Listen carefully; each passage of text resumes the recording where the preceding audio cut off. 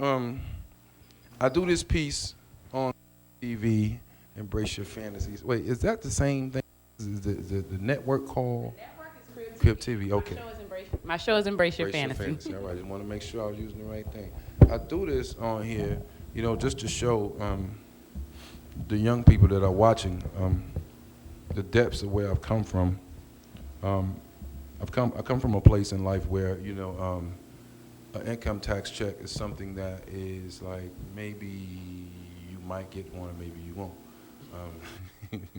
and due to the profession chosen. So here we go. This poem is called Allure. All right. I lost my little brother to a 20-year federal prison sentence, gained my mother to a 15-year federal probation plea, and me. Even till this day, there's something about the sound of a single-edged blade cutting through a cocaine-created cookie that allows me to feel the stress of a financial strain ease up every time that blade hits the plate. And though my prayer is, Lord, please not let this be my fate, these streets still have a way of calling me back home. Whether it be from the selling of the sacks or the muzzle of a gun pressed up against a brother's dome, the mission is to never fail or falter. Now they say prayer changes things, but I remain hungry at the altar. Inspirational things like keep my eyes on the prize only reminds me that that's exactly how Martin Luther King died. So I keep my eyes on these niggas. Straddle a lifeline that keeps a pen in one hand and the other one on my gun with my finger on the trigger. The rewards of my hustle must produce the proper figures, so forget fame. These streets are calling my name. And it's a seductive satanic chant so strong that I can hear coded messages in the rap songs telling me that it's time to hit the block, stack my money in knots. Ain't nothing worth having unless I'm willing to die for what I got, so it's time to get rich or die trying. Righteousness just left me standing over a pile of unpaid bills crying, because life just has it where you could be a paid preacher but remain a poor righteous teacher. So forget letting you in on my secrets. A mother telling me to hang in there and don't let go. But how is this show business when the business don't show? Fake pours in the form of seedless farmers plant seeds, then wonder why they don't grow. I'm telling you, the realization of a new day is so slow until you walk in the nearest Arab store and see the blades and the bags. Then a small voice whispers in your ear, life don't give a damn about what you had. It's about maintaining your financial quota. I swear the other day I went to go buy a jar of Folgers and stood in the aisle and stared 30 minutes at a box of baking soda. Man, I'm telling you, these streets are calling me. And lately, I got more faith in the quarter key than I do from being on my knees. And to me, God is like a field full of cocoa leaves. It's not even Jesus walks on BET with his chain hanging low. I'm sick of planting seeds in these poetry venues only to watch fools grow. Write one poem followed by a CD release and a half-ass promoted poetry show on my night.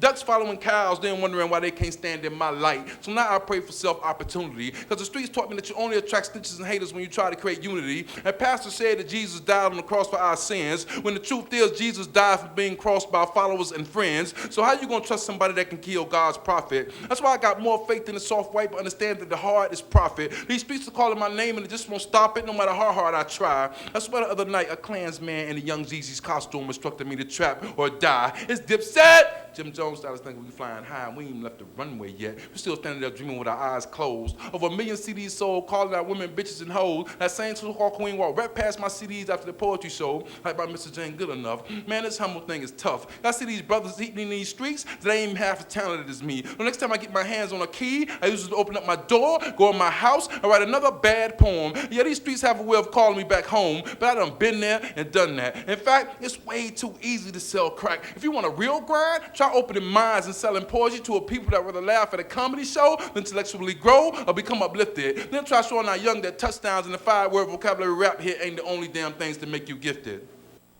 Thank you, my piece. Wow. Excellent piece. Yeah.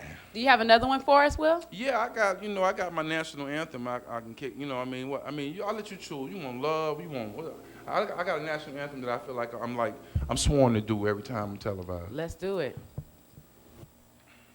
All right, I'm gonna need some crowd participation from you and the cameraman seeing the place. In fact, on the count of 3, we all gonna go Soldier Boy. You. I just need you to go you. What? Right, What do you need? I need when I say 1, 2, 3, I need to say you like Soldier Boy. All right. Okay, I can all do right. that. All right, you two, engineer, cameraman, just blurt it on out. You. All right. On the count of 3. 1, 2, 3. You. Never understand the lyrics, but the beats are tight. You see, it's something about the hi-hats, claps, and bass coming out of the speakers right that makes us overlook the fact that most of these brothers ain't even rhyming when they rap. But we so into messing up the English language. We got our young sprung speaking in dumb tongue. Brothers can't properly father their kids, but can rep the hell out of where they come from. And you never know what hit you until you're sitting in your car at the red light eating your peanut butter and jelly with a baseball bat. There you go.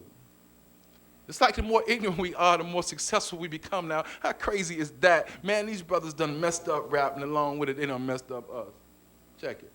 Do you realize we done traded in our black pride for songs like Chicken Noodle Soup with a soda on the side? I mean, look at us. They got us running behind gold grills and spinning rims like all we got to live for is the momentary shine of a gold-plated carpet that seems to oxidize right before our eyes. Like life ain't already hard enough without trying to obtain a whole bunch of get-rich-quick lies and things we really don't need anyway. We find ways to block the sun rays, then complain about the darkness. But when Bill Cosby turned on them lights, we scattered like roaches being chased by a can of black flag. Because he exposed the problems that blacks had, said our comeback was contingent upon responsible black dads, an urban State of the Union address that only made blacks mad, but it's true. We seem to feel like we can't occupy a better place. Because this poverty thing seems to only be connected to race, like some white guy in a hooded sheet held us at gunpoint and made us watch these rap videos till we felt worthless due to the lack of gold, diamonds, and big rims that move all the time but ain't going nowhere. It's like the message is clear. Brother, you can look good sitting right there. Just don't move, don't prosper. Anything close to the English language is considered proper. So make up your own language so you can communicate with other stupid brothers like you with shit like you. And street codes like what they do when it's supposed to be not a damn thing. Can't seem to pull ourselves out of nightclubs. We just trying to drink away the damn pain. So we celebrate our self-hate and the ritual of unprotected sex and one-on-one relationships like hustles. We scream out who got next. And you can see the regret on each and every face come Monday morning in the red eyes. They realize they don't work 5 days, live only 2. And we get caught up in this work thing just trying to get through, not knowing that work means waiting on retirement kills the dream of now. And you can find an advertisement billboard in the heart of every ghetto that reads, invest money, save friends. But don't be confused about who this sign is for, as it hovers over the local check cashing stores. So forget what Citibank say, like they know we ain't gonna make it to the bank anyway. Rather pay 3% of our pay to have our money right now. Put a liquor store right across the street, you get them, let's see them focus and fight now. Got us playing for a position that we should own. Quick credit approval for a car loan, but plenty red tape to buy your home. Our brothers occupy street corners like unhooded Klansmen and white tees, willing to hang anybody's dreams or ever leaving or being anything more. And another brother just guarding the Arab store, and you see him gathered at these rap concerts like the Messiah himself is going to spit a message of hope over 16 bars.